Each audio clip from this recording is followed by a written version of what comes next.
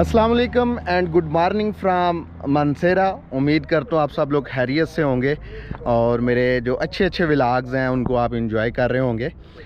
एक और सफ़र में मैं आपको वेलकम करता हूँ। आज का जो सफ़र है ये मेरा मानसेरा से स्टार्ट होके तो नारान के शहर पारस तक जाएगा।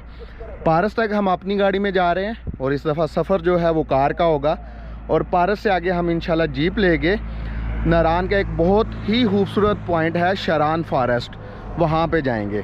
तो आज के व्लॉग में मैं आपको दिखाने वाला हूँ मानसेरा से लेके जो सफ़र है शरान फॉरेस्ट का, और इसमें हम मोटरवे से गुजरेंगे और मोटरवे से होते हुए हम जो है बालाकोट सिटी पहुँचेंगे और बालाकोट सिटी से फिर आगे जो है हमने पारस जाना है।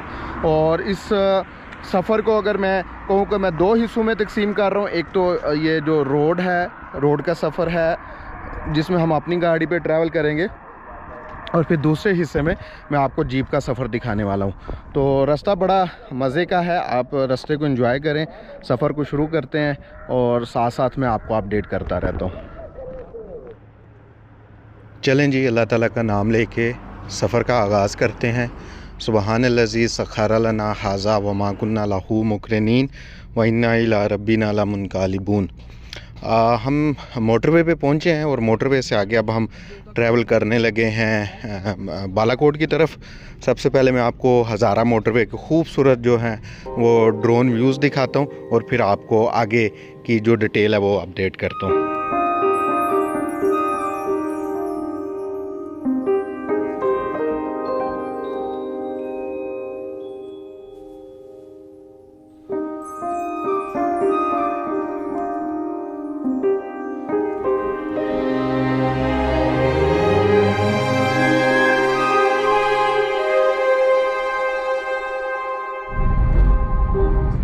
हज़ारा मोटरवे ना सिर्फ खूबसूरत है बल्कि इसने सफ़र को जो है वो आसान बना दिया है और शुमाली इलाका जहाँ तक जो एक्सेस है टूरिस्ट की वो पहले से बेहतर है। और इस मोटरवे पे बनी ये एबटाबाद और मानसेरा की खूबसूरत टनल्स जो हैं ये तो वाकई कमाल करती हैं। और जब बंदा टनल से बाहर निकलता है तो एक ऐसा नज़ारा मिलता है कि बंदा हैरान रह जाता है। बहरहाल हम मोटरवे से उतर के बालाकोट सिटी का खूबसूरत नज़ारा लेते हुए जो है वो आगे ट्रैवल कर रहे हैं। बालाकोट सिटी जो है ये नारान का गान वादी का जो है वो गेटवे समझा जाता है।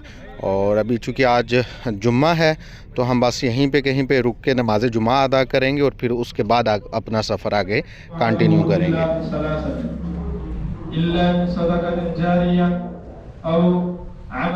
जहाँ पे जगह मिल रही है पीछे बैठ जाए। और दूसरी बात, यह खुतबा भी नमाज के अंदर कभी तेज ये क्या हो क्या रहा है भाई। अल्हम्दुलिल्लाह जी, नमाज जुम्मा की अदायगी हम कर चुके हैं और अब हम आगे अपनी मंजिल पारस की तरफ रवान दवा हैं। बालाकोट सिटी से पारस का जो फासला है वो तकरीबन 40 से 50 किलोमीटर है। तो बाकी पारस पहुंच के आपसे गपशप होती है। हाँ जी, राइट नो मैं पारस सिटी में पहुंच चुका हूं और यहाँ पे हमारी जीप आ चुकी है, आप पीछे देख रहे हैं। और मैं काफ़ी एक्साइटेड हूँ, इस वजह से भी एक्साइटेड हूँ कि एक दफ़ा मैं पहले आया था और तब बाइक पे आया था, बारिश थी, और जब बाइक को आधे रास्ते तक ले गया ट्रैक भी दिखाता हूँ जिस ट्रैक पे लेके गया था बाइक को, तो बाइक पंचर हो गया और मजबूरन वापस आना पड़ा। बारिश के अंदर पंचर भी नहीं था लगा सकता। बहरहाल आज आपको शरान का जो है वो ट्रैक भी दिखाते हैं और जीप का सफ़र दिखाएंगे और इंशाल्लाह रास्ते में मज़े के मैं आपको व्यू दिखाने वाला हूँ।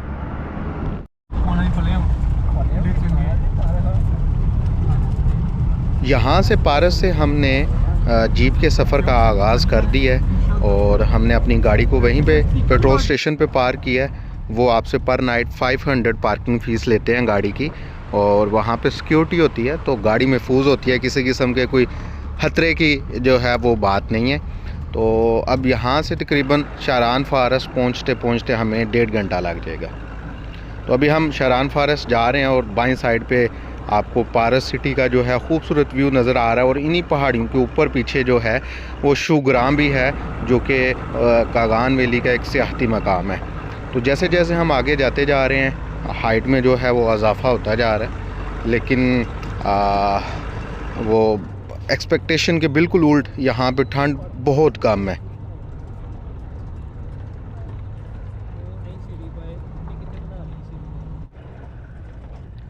अब हम घने जंगल में आ चुके हैं और मैं यहाँ पे आके बहुत हैरान हूँ कि दिसंबर का जो है वो एंड होने वाला है बिल्कुल। लेकिन यहाँ पे स्नो बिल्कुल भी नहीं है, दूर दूर तक बर्फ़ का नामो निशान नहीं है।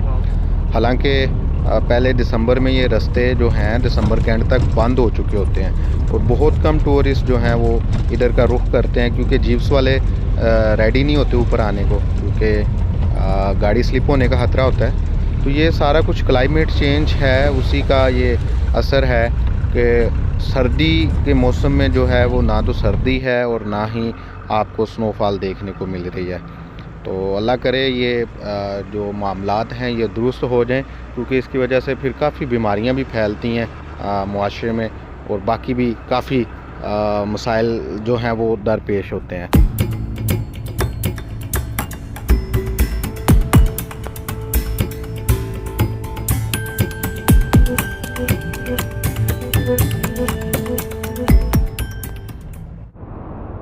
मैं पिछले जून में भी यहाँ पे आया था, लेकिन तब मैं बाइक पे आया था और ये तब के मैं आपको व्यूज़ दिखा रहा हूँ। बारिश हो रही थी बहुत ज़्यादा, पूरे दिन से हम बारिश में ट्रैवल कर रहे थे, भीग चुके थे। लेकिन हमने जो है वो शरान फॉरेस्ट जाने के लिए हिम्मत बांधी और अपना जो सफ़र है वो शुरू किया। डर भी लग रहा था, लैंडस्लाइड का ख़तरा था, बाकी कई मसाइल होते हैं और वो डर हमारा जो है काफ़ी हद तक सच्चा भी साबित हुआ कि आधे रास्ते में पहुंच के हमारा बाइक जो है एक पंचर हो गया और इतनी बारिश में पंचर लगाना भी मुमकिन नहीं था। एक दो दफ़ा हमने हैंड पंप के ज़रिए हवा भरी और थोड़ा बाइक आगे जाता था और फिर हवा उतर जाती थी। तो फिर हमने क्या किया, हमने कहा जी अभी अक्लमंदी करते हैं और वापस नीचे चलते हैं। तो फिर हम तब अपना शरान फॉरेस्ट का जो टूर था उसको अधूरा छोड़ के तो वापस चले गए और आज दोबारा से हम जा रहे हैं और इंशाल्लाह इस दफ़ा हम पहुंच जाएंगे, क्योंकि मौसम बिल्कुल साफ़ है। तो मैंने कहा आपको पिछले अपने शरान फॉरेस्ट की भी थोड़ी सी मैं जो है अपडेट देता हूँ।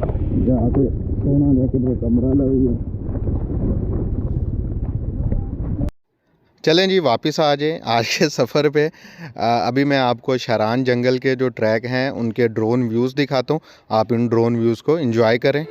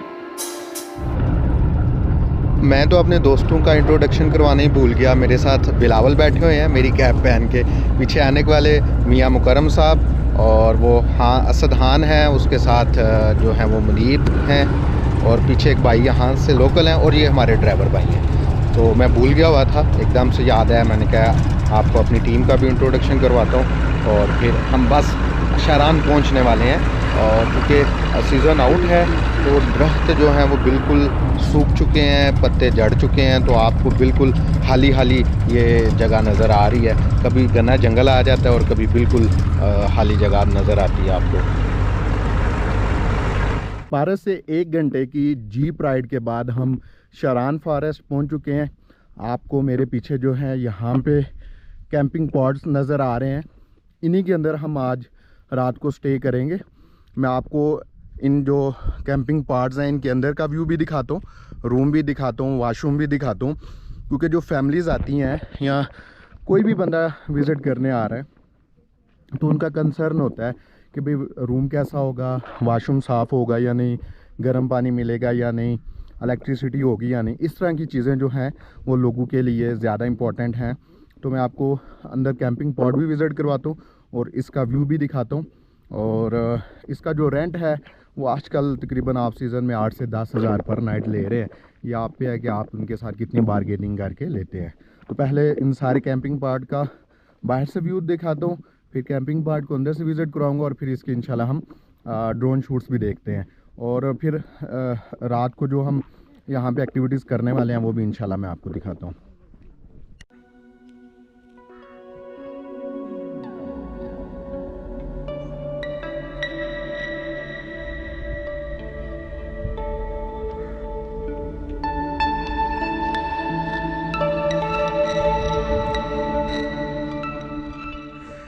चलें जी, आपको इस कैंपिंग पार्ट का विज़िट करवाते हैं और फिर इसके बाद मैं भी रिव्यू देता हूँ और आप भी बताइएगा।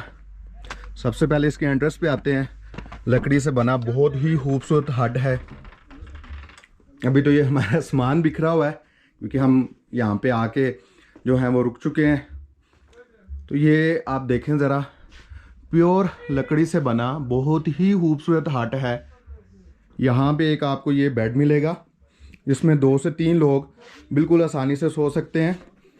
इधर यहाँ पे आपको सोफ़ा मिलेगा जो बेड में भी बन जाता है और एक आपको एक्स्ट्रा मैट्रेस भी मिल जाएगा।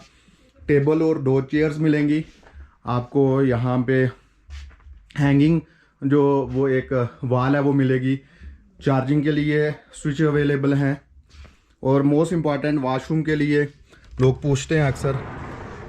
तो ये बहुत ही आला वेल फर्निश्ड वॉशरूम है, बहुत ही खूबसूरत साफ़ है। और इस हट का जो सबसे अमेजिंग व्यू है, जो अमेजिंग बात है वो मैं दिखाता हूँ। ये टेरेस पे आए जी, ये देखें क्या ही बात है जी। टेरेस पे आए और यहाँ से इर्द गिर्द के जो नज़ारे हैं उनसे आप लुत्फ़अंदोज़ हों।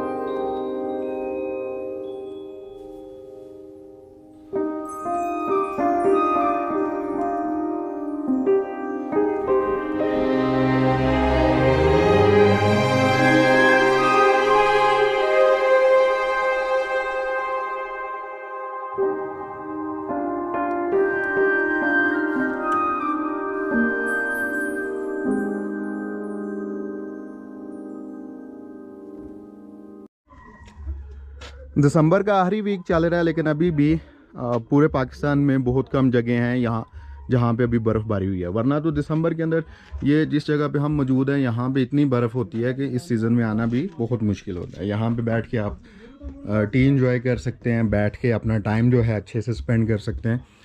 तो भाई मेरे मुताबिक तो इसका जो रिव्यू है वो 10/10 है। आप देख लें, अगर आपको इससे भी लग्जरी चाहिए तो शायद वो भी मिल जाए नीचे। लेकिन ये एक बहुत अच्छा और फैमिली के लिए, दोस्तों के लिए जो है मैं हाईली रिकमेंड करूँगा। यहाँ पे ये देखें, ये क्रिकेट शुरू हो चुकी है। ये तकरीबन यहाँ पे तकरीबन 5 कैंपिंग पॉट्स बने हुए हैं और इस पूरे जंगल में मुख्तलिफ जगहों पे इस तरह के कैंपिंग पॉट्स बने हुए हैं। क्या जी खूबसूरत नज़ारे हैं।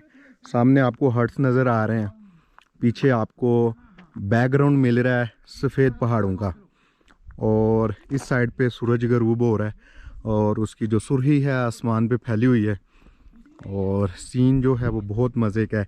इसमें जो सबसे अच्छी बात है वो ये है कि यहाँ पे सुकून है, गंदगी निस्बतन कम है और लोग भी कम है क्योंकि मैं हजूम वाली जगह से भागता हूँ। तो मुझे तो बड़ा मज़ा आ रहा है, बड़ा अच्छा सीन है। टाइम स्पेंड अच्छा कर सकते हैं आप यहाँ पे आके। लें जी, हमारा गर्मा गर्म डिनर रेडी है और हमने रास्ते में ही कॉल कर दी थी कि भाई हमारा डिनर आपने रेडी रखना है क्योंकि वक्त को बचाने के लिए हमने रास्ते से कुछ नहीं था खाया पिया।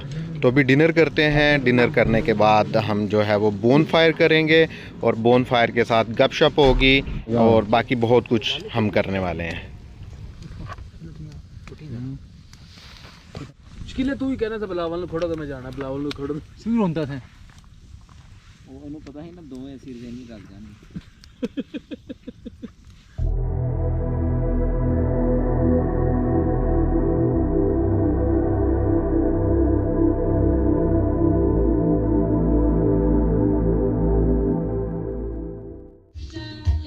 एक और ही टेबल पे ऐसे भी चुक लियाना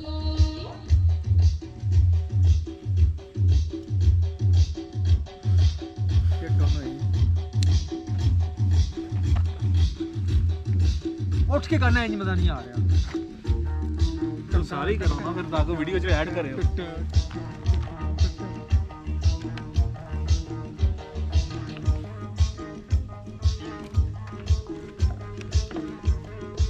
ये चल टुक्का लगा मोबाइल हो रही है उनका अच्छा होगा नहीं भाईजान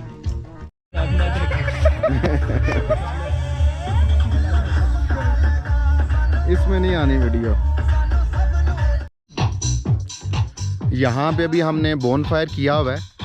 ठंड इतनी ज़्यादा तो नहीं है लेकिन फिर भी जो है वो ठंड का एहसास हो रहा है तो हमने सोचा चलो बोन फायर करते हैं। तो अभी थोड़ी देर यहाँ पे बैठ के गपशप करेंगे, थोड़ा म्यूज़िक एंजॉय करेंगे और फिर इंशाल्लाह सोने के लिए जाएंगे।